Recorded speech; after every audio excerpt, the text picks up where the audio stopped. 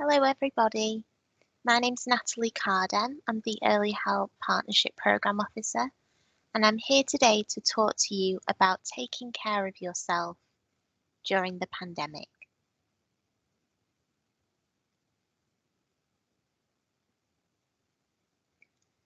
So to start with, how do you take time out for yourself? So I just want you to reflect for a moment on the things that you do. Maybe it's family, you see friends, maybe you focus on hobbies that you enjoy. Maybe you go for walks or read books or catch up on sleep. Just to think about the things that you do for yourself.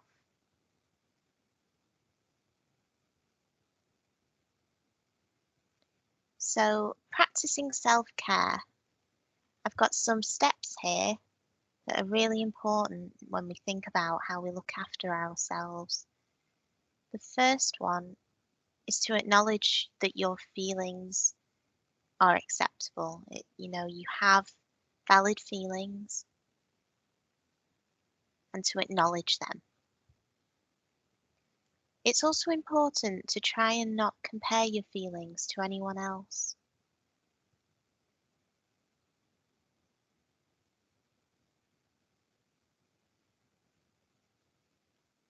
During this last year of COVID and the pandemic, we've had lots of changes, and it's been important during the lockdowns to try and keep on following a routine. Even if maybe your school is shut or the class have been sent home, so trying to keep to that routine.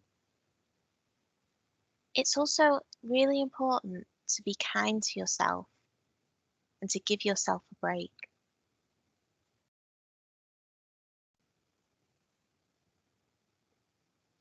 It's good also to set clear boundaries of what you're comfortable with, what you want to do. And also to focus on what is within your control.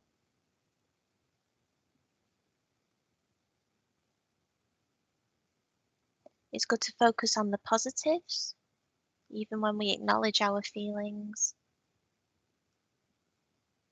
but to also think about ourselves, remembering that we are good enough, you are a good enough parent, and to let go of unrealistic expectations.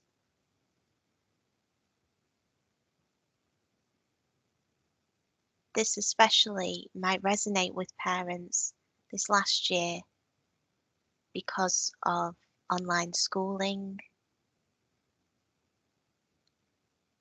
and adjusting to the changes at school or the changes to your work environment at home as well.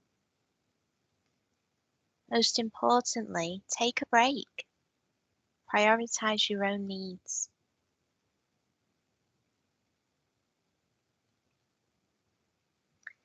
What can sometimes get in the way of those things I've just mentioned can be stress. So I'm going to talk to you a little bit about stress. So first off, what is stress? Well, it's a natural response to physical and emotional challenges. You might have heard of the fight, flight, and freeze mechanism. And that's our bodies telling us that we're in a dangerous situation and trying to protect us in a way or to avoid the situation. Stress is not a mental health problem on its own.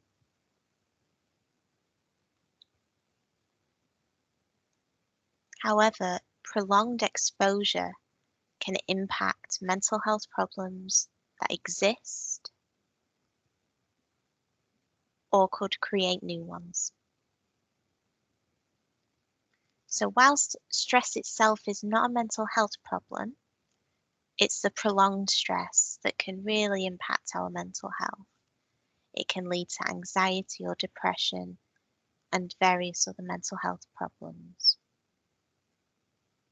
Just want you to reflect for a moment on how stress is impacting you and your relationships.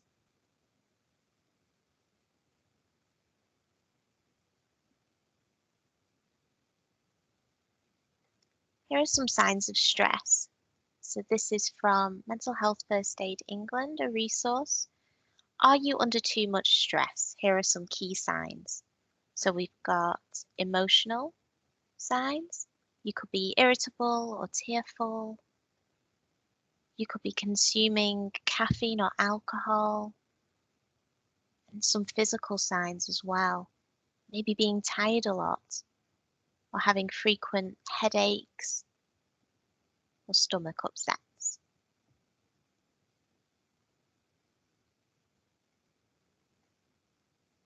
So if we think about stress and if we think about the different things that impact our stress levels, it's quite a good way to think of each individual having our own stress cup.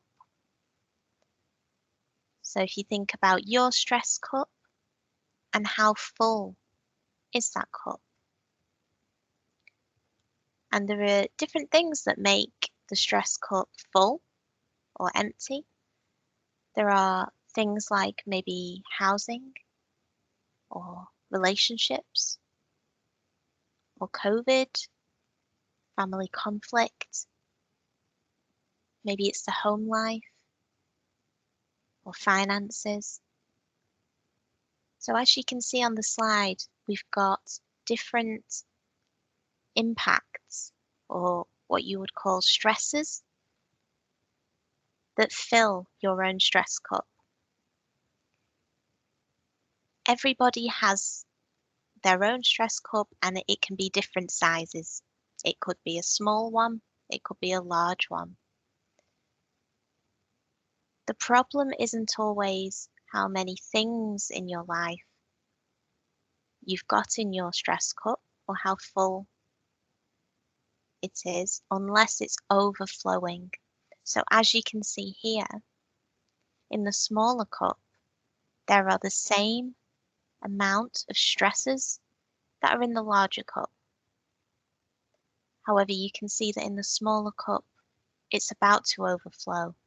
It won't take maybe a couple more stresses into that cup for it to overflow. And that's the way we think about stress. This is why it's important really to not compare our own stresses with other people's because it's different. We might have different size cups. So have a moment now to think about your size cup or your stresses that are in your cup.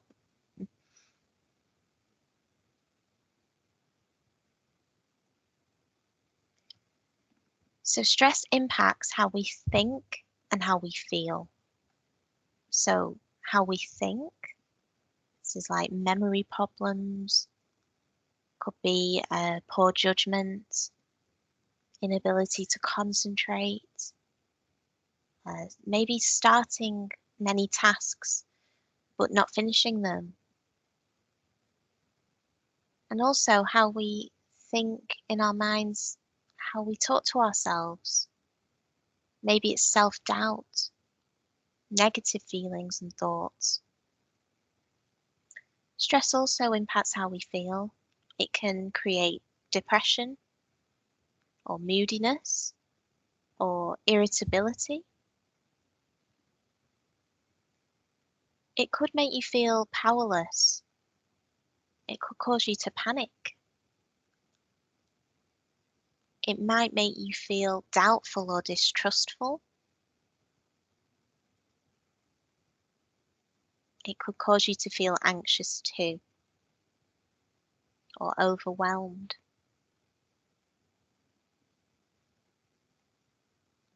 It can also impact how we behave. So As I mentioned earlier, it could increase your intake of alcohol, cigarettes, caffeine as a way of coping. It could cause you to isolate yourself from others.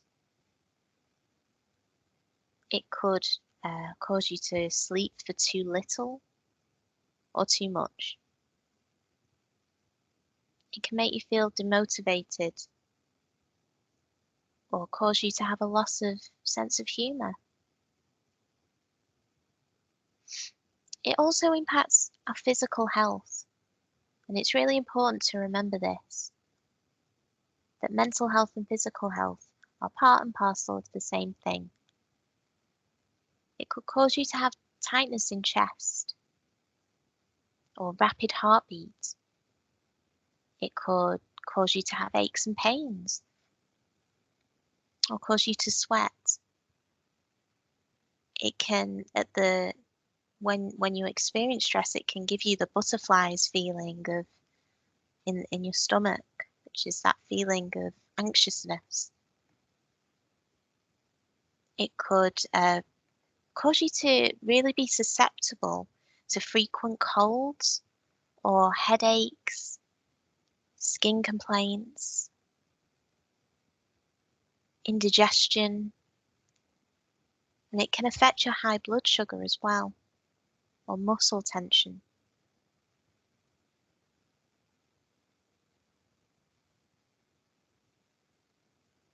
So, what strategies do you have in your toolkit for managing stress?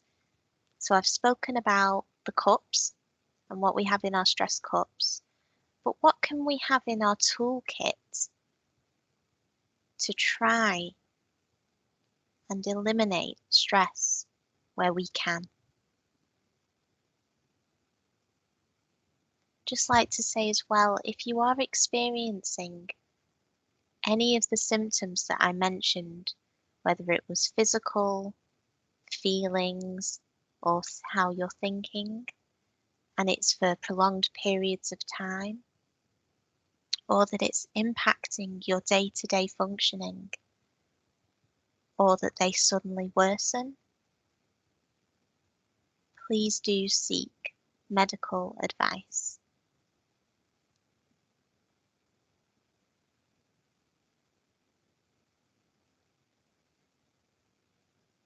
So here are some strategies to reduce stress. Number one, don't be too hard on yourself. It's really important that we aren't too hard on ourselves and that it takes time to do some of these things, to do some of the below strategies. So if you find that some of the below strategies are too difficult for you to do right now, that's okay. Just one step at a time. Number two, important to take time out. Get some restful sleep. Number three. Number four, good to try and exercise. Even if it's a 5-minute walk, getting some fresh air, going round the block. Important to be mindful. Now this can really help bringing you back to the present moment. Thinking about the present, what you can see, what you can feel, where you are, what you can smell.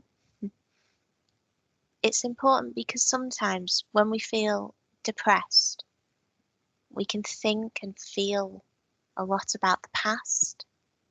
And when we feel anxious, we can think and feel and worry about the future. So it's good to be in that present space. Also to be aware of your, whether you're smoking or drinking alcohol and what you're eating. Try and eat more healthily if you can. But again, I'll bring back to number one. Don't be too hard on yourself. It's one step at a time.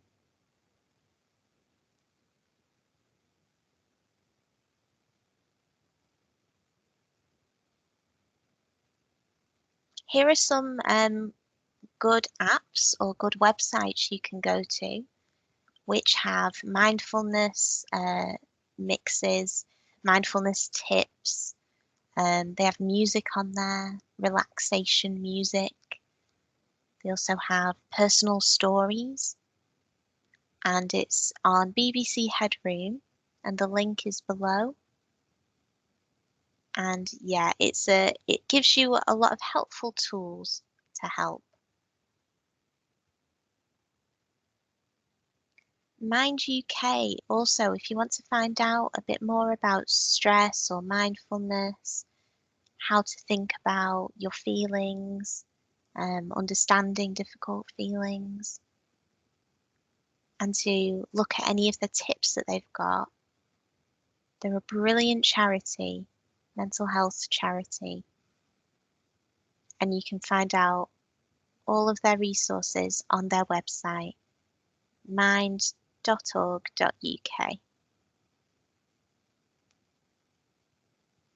And here are some more links. If you would like a copy of the slides, you can email the email which I'll show at the end. So you've got all of these links in one place. But I'll just read a couple of them out. So we've got Mind, which I've already mentioned. Got the NHS. They've got some brilliant resources on mindfulness and about stress or anxiety. Also the Anna Freud Centre. And they have some great resources there too. And there's also goodthinking.uk.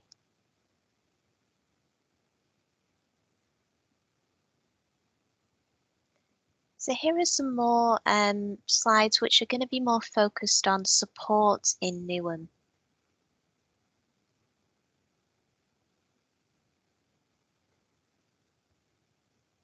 So the children's centres offer Best Start in Life. They support families in Newham with children from 0 to 5 years old. And they can support families with access to childcare, stay and play sessions, parenting support, volunteering and support into employment, and general health and well-being support.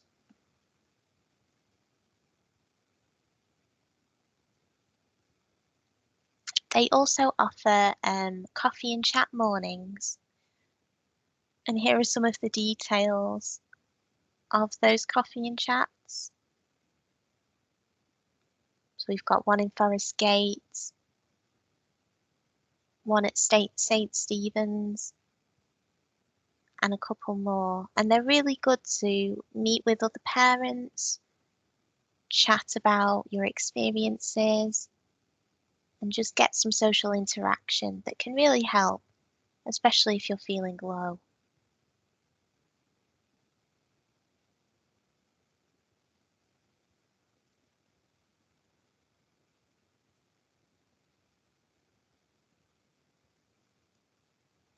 They also offer family support, and this is more targeted for parenting, employment and finance, access to food or clothing, general advice and mental health, domestic abuse, and child development.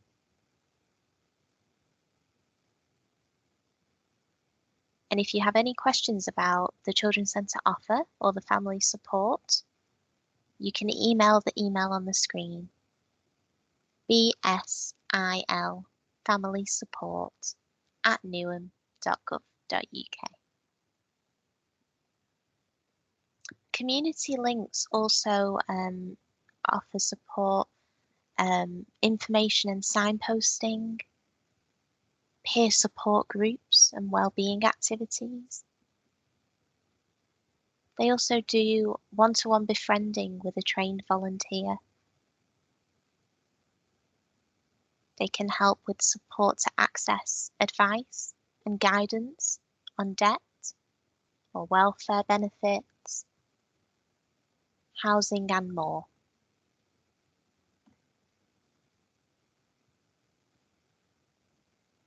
Newham Talking Therapies offer a range of free and confidential talking therapies and specialist support to help you feel better when living in Newham. So they offer individual and group counselling. They also offer one-off webinars. First being managing stress, another about managing irritability, improving and understanding sleep and the importance of that, managing your moods, low mood, an introduction to mindfulness, and also managing worry. And you can phone them on the number on the slide or go to their website, newhamtalkingtherapies.nhs.uk. There's also information on the Family Information Service and Send Local offer. And this is the local offer for special educational needs and disabilities. And on this website on www.families.newham.gov.uk, you can find the offers and support services for SEND families in Newham.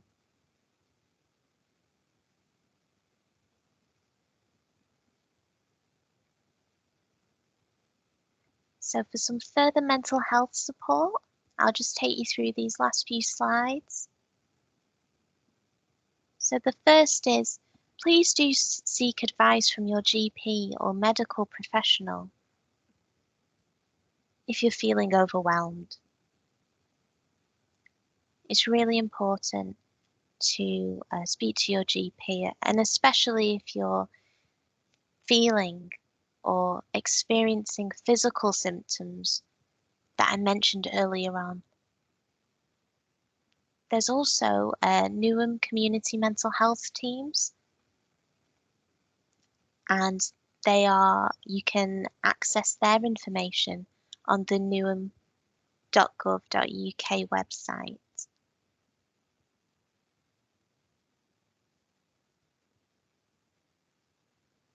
Hestia, they're an organisation that supports adults and children in times of crisis.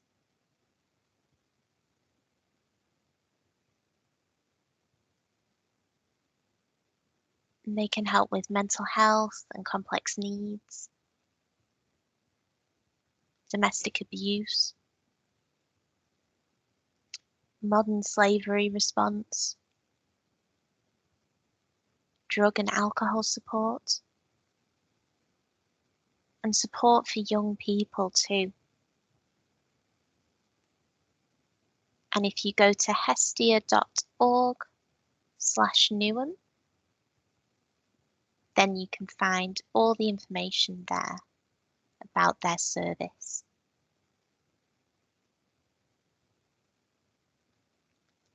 I won't read all of these out, but I'll just name a few. There's a list here of helplines if you're feeling overwhelmed. Many, I think all of these are free. I think maybe some of them aren't, but definitely the Samaritans is a free 24-hour helpline. Papyrus, brilliant young people organisation. Their numbers on the screen there too. CALM, which is short for Campaign Against Living Miserably. And there's also the Men's Health Forum. Anxiety UK is a brilliant organisation, charity that's, supports people with anxiety. So do look at that website if you're experiencing anxiety. They've also got a lot of resources on there. There's the National Gambling Helpline, and there's the Relate, and that's a relationships support charity.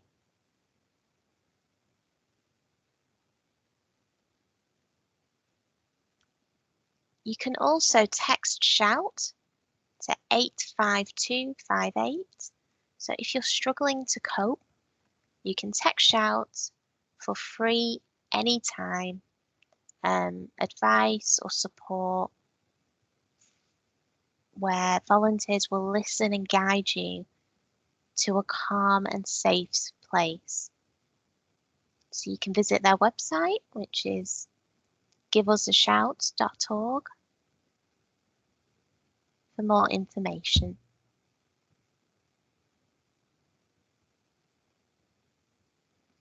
So lastly, would you like a copy of the slides? If so, please do send an email to the email on the slide, which is strengthening.families@newham.gov.uk.